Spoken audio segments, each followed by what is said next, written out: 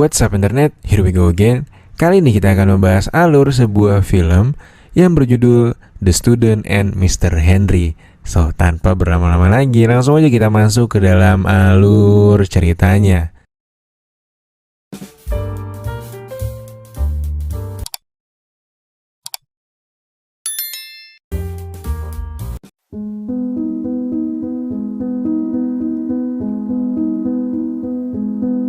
Film dimulai dengan memperlihatkan seorang mahasiswi bernama Konstan.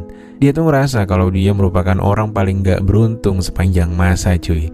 Dia gagal dalam ujian penerimaan di universitas di tahun lalu, gak lulus ujian mengemudi, dan masih banyak kesialan lain yang dia lakuin. Orang tuanya jualan sayur dan buah-buahan di pasar induk.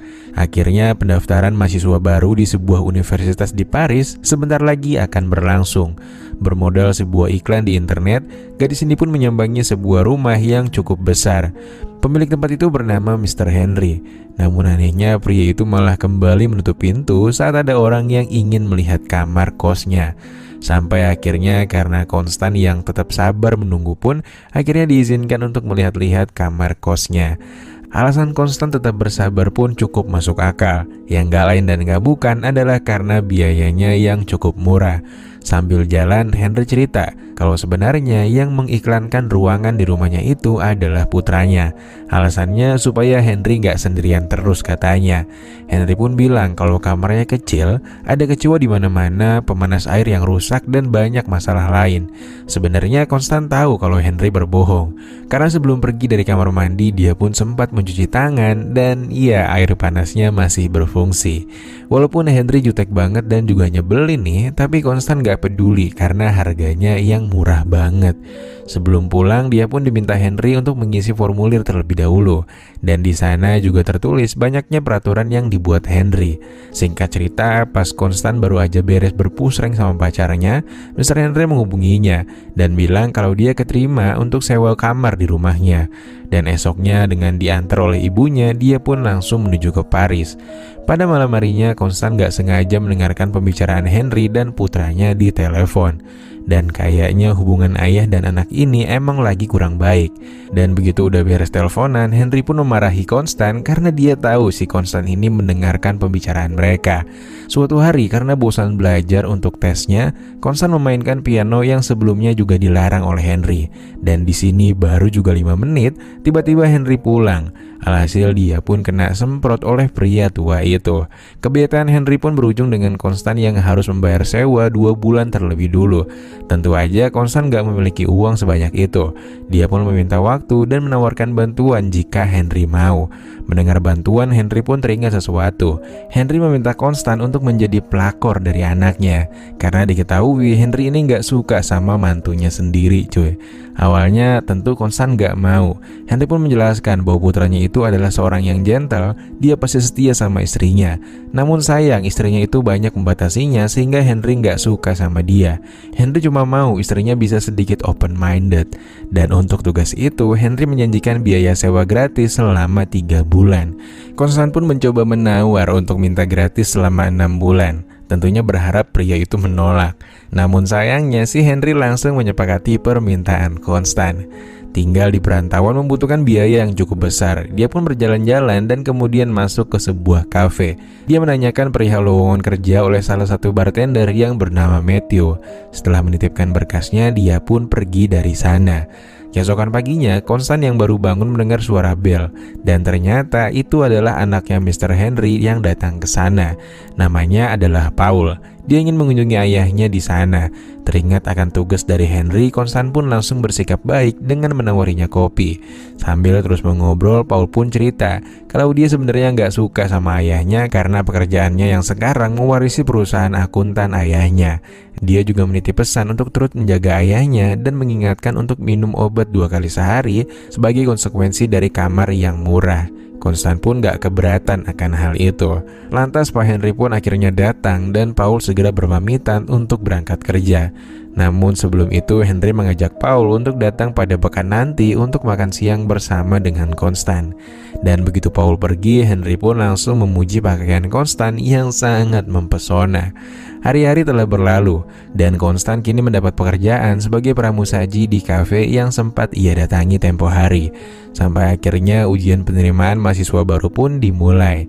Namun baru juga setengah jalan, sepertinya Konstan mulai nggak fokus dan nggak bisa mengerjakan ujian itu.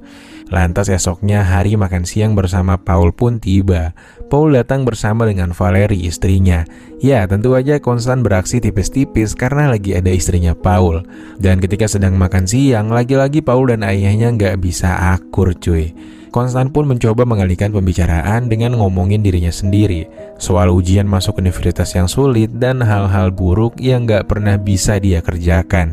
Namun menurut Henry gak begitu. Henry merasa kalau Konstan punya bakat dalam hal musik. Hal itu diungkapkan karena pas tempo hari si Konstan ini main pianonya, si Henry sebenarnya suka cuy. Dia pun meminta Konstan untuk memainkan pianonya meskipun awalnya dia nggak mengizinkan. Dan setelah mendengar permainan Konstan, mereka pun sangat menikmatinya sampai-sampai si Henry ini berkaca-kaca karena teringat mendiang istrinya yang sangat suka memainkan piano. Singkatnya, hari pengumuman kelulusan pun telah tiba. Semua orang pun melihat hasilnya termasuk si Konstan. Namun sayangnya, Konstan dinyatakan gak lulus dan dia sangat terpukul dan juga sedih.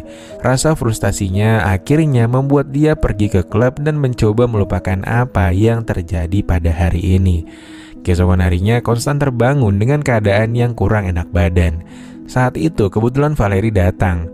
Bersama dengan Henry, dia pun mencoba menghibur Konstan yang merasa terpuruk karena gagal dalam tes penerimaan mahasiswa baru. Mereka berdua pun menyemangatinya dan membiarkan Konstan untuk berlatih hal yang disukainya, khususnya dalam hal bermusik. Namun menurut Konstan itu semua sia-sia lantaran dia sebelumnya juga udah gagal mengikuti tes di sekolah bermusik. Valerie pun menyemangatinya sampai akhirnya Konstan pun mulai memainkan piano itu dengan menggunakan lagu yang pernah dia karang sendiri. Lantas ketika Valerie udah pulang, Konstan pun meminta Henry untuk menceritakan semua tentang Paul agar nanti obrolan mereka bisa nyambung. Lantas di malam harinya, rupanya Henry ini peduli dengan Konstan dan dia mencari informasi tentang sekolah musik di internet lalu dia print sendiri cuy. Dan esoknya dia memberikan selembaran itu kepada Konstan dan menyuruhnya untuk mendaftar. Meski begitu dia masih aja pesimis dan takut gak keterima. Apalagi dia juga harus mendapatkan rekomendasi untuk dapat mendaftar dan ayahnya udah kadung gak suka kalau Konstan masih bermain musik. Suatu hari atas seruan Henry, Konstan pura-pura datang ke tempat renang dan berakting seolah pertemuan mereka nggak disengaja. Mereka pun akhirnya pulang bareng karena Paul nampaknya mulai tertarik dengan Konstan. Di jalan karena banyaknya informasi yang Henry berikan, Konstan pun dengan mudahnya bisa mengobrol sepanjang jalan. Dan dia juga mengarang cerita seakan-akan mereka memiliki banyak kesamaan yang membuat Paul makin ngerasa kalau Konstan adalah jodoh keduanya. Lantas pas udah dianterin pulang, bukannya istirahat, Konstan malah lanjut party bersama dengan Matthew, teman kerjanya. Seorang DJ pun memanggilnya dan mengajaknya naik ke atas panggung. Dan iya, pada akhirnya Konstan pun diboyong oleh DJ tajir itu. Lantas keesokan harinya tiba-tiba Paul mendatangi Konstan di tempat kerjanya. Dia bilang kalau sekarang dia dan Valerie lagi sama-sama memberikan waktu untuk sendiri. Malam ini rencananya Paul ingin mengajaknya makan malam. Dan singkatnya ketika pulang, Paul yang makin baper pun memberanikan diri untuk mengecup Konstan. Tapi di sini Konstan yang gak beneran suka sama Paul pun langsung cabut sebelum terjadi hal-hal yang dia inginkan.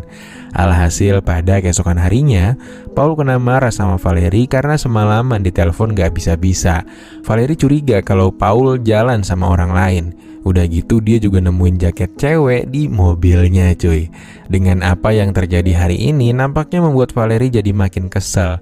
Dia pun meminta bantuan seorang pengacara yang juga merupakan temannya Paul dan mulai bertanya-tanya untuk menggugat pisah.